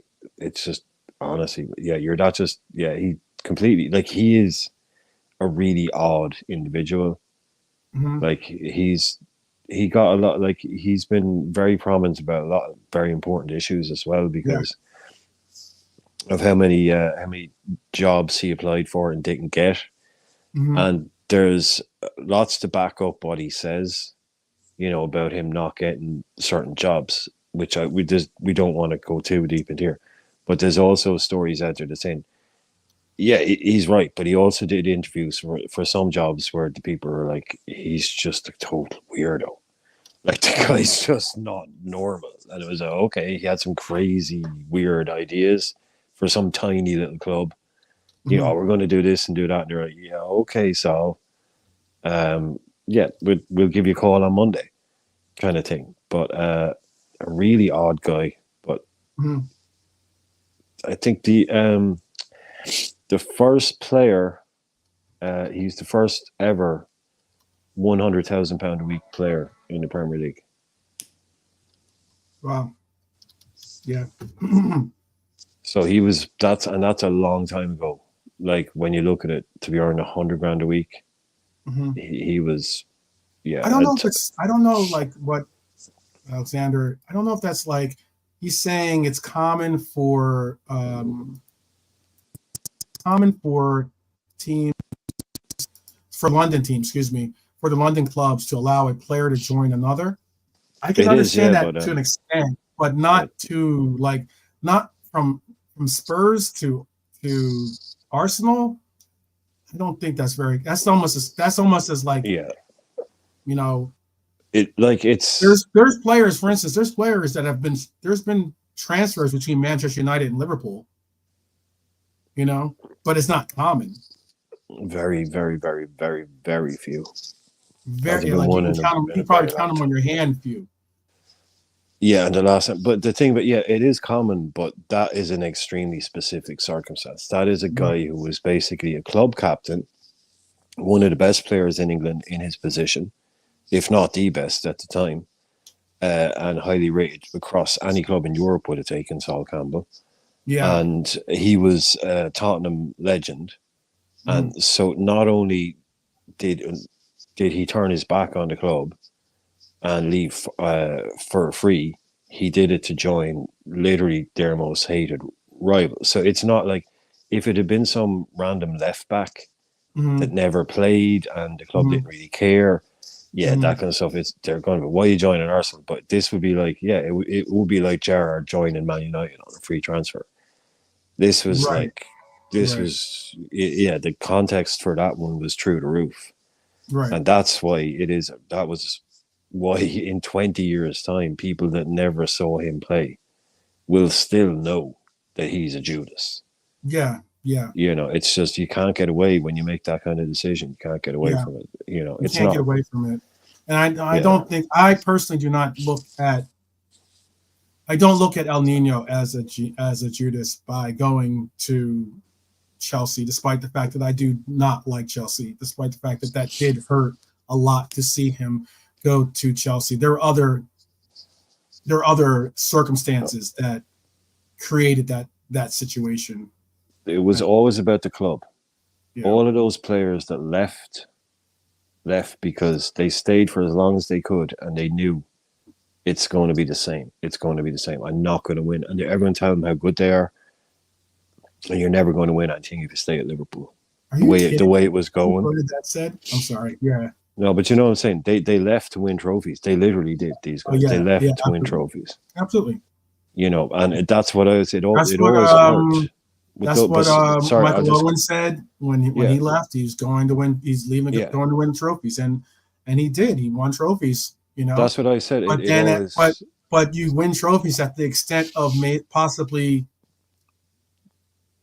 You win trophies at the extent of tarnishing your legacy, or tarnishing your legacy. Whatever club it depends on how it goes. Legacy at. But no, it depends on how it goes. But to me, those things were always incredibly disappointing on the level of being a player. But in the same way that I'm not a fan of a player, I'm a fan of the club. It always hurt more that the club wasn't good enough to keep those players, because those players basically, without saying it, made it pretty clear that if Liverpool were in a position to be winning trophies, they wouldn't have been leaving. Did Torres win anything with Chelsea? I'm trying to think off the top of my head. I don't think he did. Yeah, he won the Champions League. He won the Scored a winning. Champions League. Yeah. Oh, 1 year won the Champions League. Okay. He won a UEFA. He won 2 trophies. He won, I think, a UEFA Cup and Champions League. But he only played. He played. He didn't really He play. no he well he played more. He played more games for Chelsea than he did for Liverpool. He played about. I think he played off the top of my head 104 games for Liverpool and 107 games for Chelsea. But he only scored 20 goals for Chelsea. Mm-hmm. He played more games for them, mm-hmm. but he said it afterwards. His knee injury had happened before he joined Chelsea.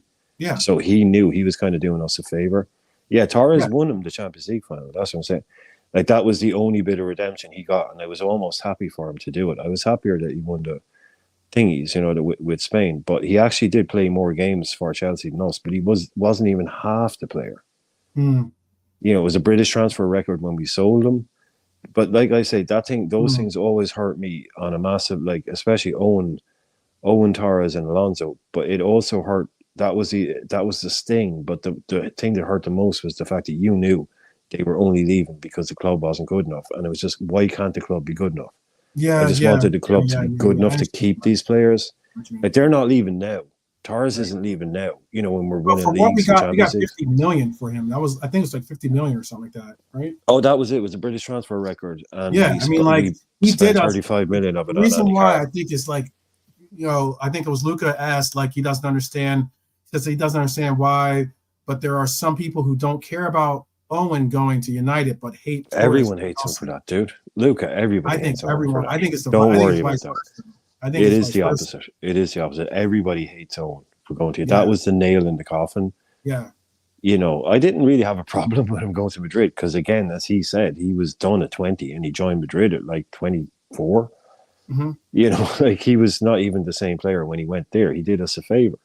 We got money for him, not like McManaman. Nobody hates McManaman. And McManaman ran his contract down and left on a free to go to Madrid in 98. Yeah. He went there and won double European Cups. He went there and won trophies. That's why Owen looked at him and went, I'm going to go and do the same. Same thing. Owen only got 1 year at Real Madrid. Yep. And don't forget, he got 1 year at Real Madrid and was immediately, a year after he left Liverpool, he was back with Newcastle. And I get Dustin saying, he says, to be fair, Owen said he would always regret it if he didn't try Madrid and wanted to come back. I might be the only one then. I'm good with Owen. I'm good with Owen, apart from the Man United. Up until the Man United stuff, I'm good with Owen because he is one of the greatest players you'll ever see. You watch Michael Owen highlights for Liverpool. What a footballer. Yeah. What a footballer. But, like, I think he just has that weird Sol Campbell thing where he just doesn't get why it insults people. Mm-hmm. But, it's players like Alonso going to Madrid. Okay, it's probably going to happen. But it's up to the club to be in a position where the top players want to stay because they all say it. Mm-hmm. Why are they coming back? They're all coming back. Rafa's wife never left. Torres' children are born on Liverpool. Alonso. All these people, they want to come back. They still have the connection. So if the club had been good enough, they never would have left. Cody's kid's now technically a Scouser. Uh-huh. Can I just actually think, I know this is a little bit incendiary or whatever, and it has been confirmed by journalists that Gakpo was starting last night. Yeah. And he was penciled in to start. He was. That's the whole reason why Dan's was like, the whole reason why I have to go back into the chat. That's why we have a great chat. They were saying how Dan's was included because he wasn't originally going to be on the roster, but he was included because of Cody's absence. Yeah. So my question to the chat is, if Gakpo had started, who would have been benched and would we have won the game? Or sorry, that's not fair. Who would have been benched when Gakpo was, because he was going to start the game, and would the result have been different? Yes. Not would we have won, but would the result have been different? The result would definitely have been different. And you're saying Nunes. I'm saying yes, it would have been different. Not saying that I not saying I'm a huge Nunez fan. So No, I know you're no. Just for the but present. I know. Yeah, I'm you're just putting it out there. saying Nunez and a yes. Nunez would have sat, and yes, there would have been a difference in score. And MKTO was saying no and Salah. Okay, so Diaz on the right, I'm assuming. You're saying Gakpo left, Diaz right, and Nunez in the middle, and the result would not have been different. That would have been a bold statement, man. That would have been a bold statement by Klopp if he had done that. The Diego thing hurt too, because the Diego thing was rush back. I think rush back. I don't know if he's rushed back. I think if anything, maybe we towed the line too much on the amount of minutes that he was allocated to be able to play. Maybe that was the case. Like, as in maybe he was only like slotted for 60 minutes and we gave him 90 or 70 or 80 or what, that kind of concept. Yeah. What are some of the answers? No way. Team is too timid, and I feel Darwin dropped for Kakpo, says Luca. Dustin says Diego injury hit hard. Bernadette says Nunez would have been the person that sat. But Luca says it would have been Salah off and Hakpo on the left. That's Luca. Yeah, he would have started Nunez. So we've got a couple of people dropping Salah, but I think most people are going with Nunez. But most people are saying no, it wouldn't have changed anything. Yeah. I think the reason why we would have possibly won, or not won, but at least we would have I think the result and everything would have been different because, like, for instance, there's no guarantee that he would have been in the same, place and space as Nunez. But I think that if Nunez was, if that was Cody, that would have been a goal. Because Cody doesn't have to go and just hammer the ball all the time. He finds that ball. He can slice and dice if he wants it when he needs to and wants to, And I think you would have seen that been a nice slice of a cut, or slice. You're a golfer. Yeah, I think even Dan's, from what I've seen from him, would have had that natural kind of Dan's is bottom left corner, dude. Bottom left corner. Really, promising, certainly. Just put in that bottom left corner. Pickford has told you what to do. Back across some bottom left-hand corner. There's 8 yards goal there. Yep. Jota finishes that. Or look, it doesn't go in, but basically what I'm saying is, Gakpo, Dans, and Jota would have tried to do that finish. That's what they would like. Nunez went for the Kablamo, beaten with power. Mm-hmm. Whereas those three guys definitely would have known that's the finish. One might have missed, the other might hit the post, the other might have gone in, but they would have gone for that bottom corner. Yeah. They would have taken that percentage. I think for Cody is a very, I know people all have. Cody finds it too, by the way. I know that people all have Diego being our most clinical striker and such, but Cody can really put the ball where he wants to put it when he has the opportunity. Just the strike. I keep regarding it, but the strike from the strike in that Manchester United matchup when we beat them 7-0. That goal, if you really take a look at the angle that goal was on, that was an incredible shot. That's one of the best shots I've seen in a long time. Sorry, Drunk Vigo just made me laugh there. That's a great comment. That's just that is a funny comment. Yeah. Yeah. I wonder what Cody named his daughter. I wonder what they named her. Oh, it was a girl, yeah. Okay. It makes it harder, doesn't it? Yeah. Can't call her Stevie G. Yeah. Yeah, you can't call her. Well, you call her Stevie. Stevie Nicks. I could try getting that past the wife. Who knows? Maybe she's a Fleetwood Mac fan or something, or maybe she's she's another Stevie Nicks. I don't know. Denise. It's like, it's not after Dennis. It's Denise. Okay, so before we're gonna land the plane here, but I have one question. I'm gonna answer one question here. Um, from Honesty. Honesty says, bring this up. Question: has our attack ever been firing at the same time when Cody is on form? Darwin is out of form. We are never cooking at the same time. I think there's been times. I mean, like, it's very difficult to say when the bigger question is, has our front five really been healthy at the same time? That's been a rarity. And then for them to get that kind of, cohesion is even more difficult to see. But you want to give an answer for that? How's our attack? Everyone firing at the same time. Cody's on form. Has our attack for all year?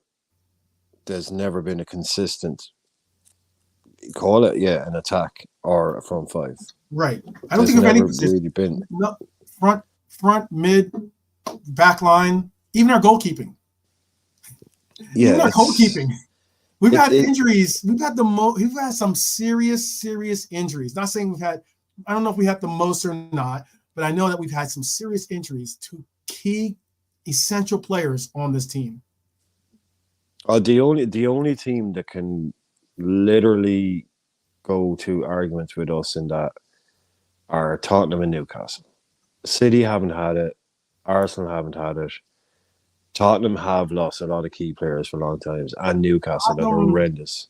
But they're Tottenham. I get what you're saying. But I'm not. No, I'm not trying. Me, I'm not trying to make. I'm not trying to make a competition. But I'm saying if only two clubs in the Premier League that could have a conversation with us about it. Yeah, they could have. Would be Tottenham and Newcastle, because Newcastle is a horrendous one. But what I'm saying is, forget them. We're up against Arsenal and City. And they haven't had anything like. Yeah, exactly. They've had their bits and pieces, but they haven't had anything like what we've had to deal with. Right. I mean, Newcastle is just. But it's one in.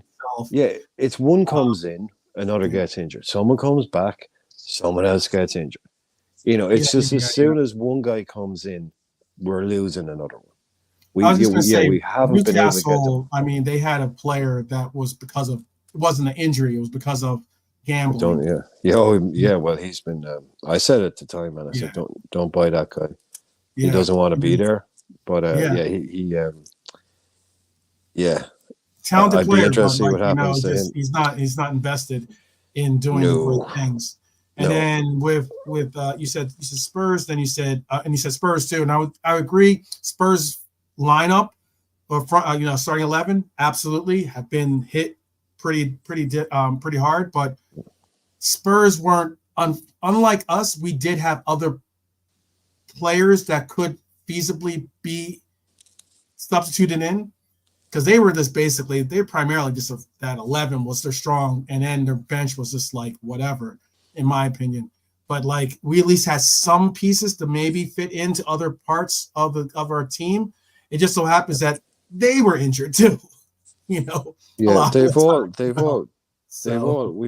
had them. Like every team, like every fan of every club say, "Oh, we had awful injuries." But you deal with your own thing. Yeah. But like I said, it's like it's more like it's not really been so much about the because we haven't had any Virgil out for 8 months kind of injuries, but it's just kind of the timing of as soon as one guy was back, someone else would be out. We couldn't get.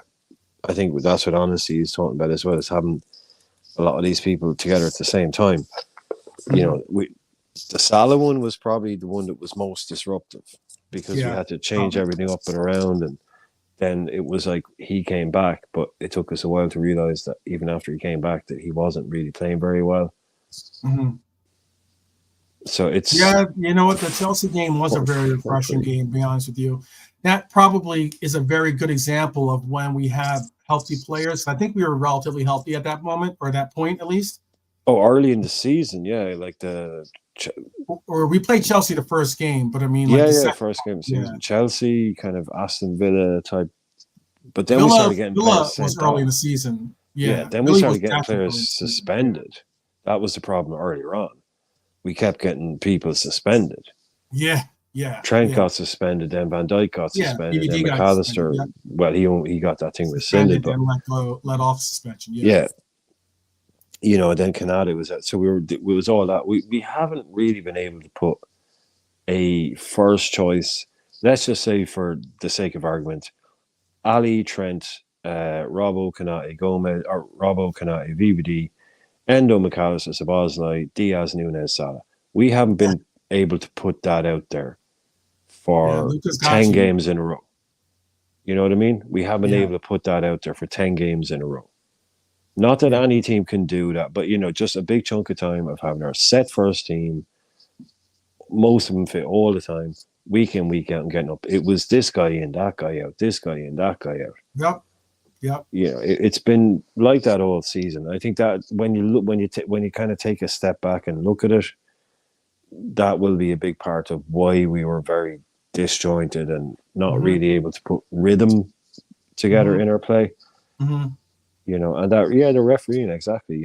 That's it's when you look back, you think the Chelsea, you look back now, that Chelsea game was a long, long time ago, long time ago.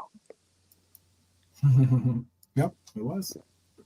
Well, we have a great show tomorrow. As always, we're gonna be, we're trying to give you When don't guys some. we? When Yeah, I don't was we? gonna say we're trying to put together the best content we can for you because you guys deserve it. And again, I'm not saying that just because you're here. I'm saying it because I do honestly believe that you guys are easily the best people on the internet that I've come across in a long time. I can easily say that much. So we do really enjoy your energy here. We enjoy your presence here, and we do really make you really do make a difference in all of our lives. As in it shows the great support and community that we have when we're able to get together like this. So, so yeah, and I see Realism Jared giving the score update. So I'm not gonna root for City to lose until I see Arsenal lose. How about that? You know what I mean? When I see Arsenal lose, then I'll start rooting for City to lose too. So I'll divide my energy up between the two at least. But right now, I'm just all devoted towards Arsenal losing. All the same, and us winning, of course. So, with all that said, is there anything you want to say to the people before we let them on to their final destination? Yeah, just make sure you hit like, and if you haven't subscribed, hit subscribe. But if you did enjoy the show, then tell someone else about it, and not just sharing it. Please. Just actually tell somebody about it and spread the word about it as much as anything Right. else. But and also, again, don't forget to hit like, because we don't ever push that whole like thing. Not because we're trying not push it to be like that. It's because we literally forget. I I mean, know. I never think of it. Like, it just never occurs to us to say do all that stuff, Oh, I because know. I A lot of forgot. times, like it's difficult to Yeah. remember. I always say like it's difficult to remember to hit like. Mm. Sometimes when you're like, okay, I I'll always evaluate forget. it. Like now, the point to those commentators or content creators, at least for that are out there, I'll just hit like from the very beginning. That way, I get it out of the way and I just keep it moving, and I don't forget. Yeah, But I always forget. I only remember to hit to like this stream about 15 minutes ago. So this isn't a kind of a fake. It's just, but also we are trying really, really hard to do different shows, yes, not to be different, but to just like entertain ourselves as much as anything else, because yeah, there is going to be lots of Arne Slot stuff. There's going to be lots of things like that. So we are going to try and maybe take a little bit of like you might be expecting a certain type of show, but we're going to try and do something a little bit different. But if that's not what people like, that's cool. But also at mhm. the same time, if you if you have an idea for a video, or if you and I like, we're really open to doing absolutely everything. Yeah, yeah, So if you have absolutely. an idea of a Suggestions. show you'd like to see, leave it in the Oh, comments afterwards. Don't put it in chat now, because it'll go. yeah. If you I, leave I it in the will try my comments best to. afterwards, Yeah. if anybody that has an idea, anything that they'd like to see us do in a show, like any kind of game, any like whatever it might be, different Mm-hmm, type of thing, just mm-hmm. leave it in the comments, and we'll Yep, try and do something around it, because it is the people's channel and it's it your is. channel. It's the people's channel. I mean, the 12th man is you, it's me, it's us. That's how it is. That's what I see it as, you know, like all these people here, they're all the 12th man. You know what I mean? So we make a difference, and I do appreciate it when you guys leave comments, obviously, and share this as much as you can. We're trying to definitely break into the levels of some of my content creator brethren of you know, the dropping the K behind the number, you know, or soon enough drop the M into the number, okay, and the K for that. So anyway, big up to everyone of you out there. I hope that your day is a fantastic day.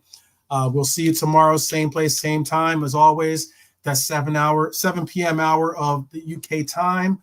And yeah, I would stress this as well. Please do take care of yourselves. Please do work with your physical health and also your mental health. Both are equally important.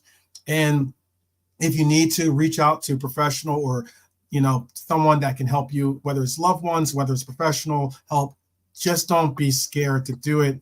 It's something that we all have to recognize and realize is important, because your presence here is needed. It's necessary. You are essential to this life that we live. And yeah, I'd like to see you tomorrow. So I will bid you adieu. And until tomorrow, up the Reds.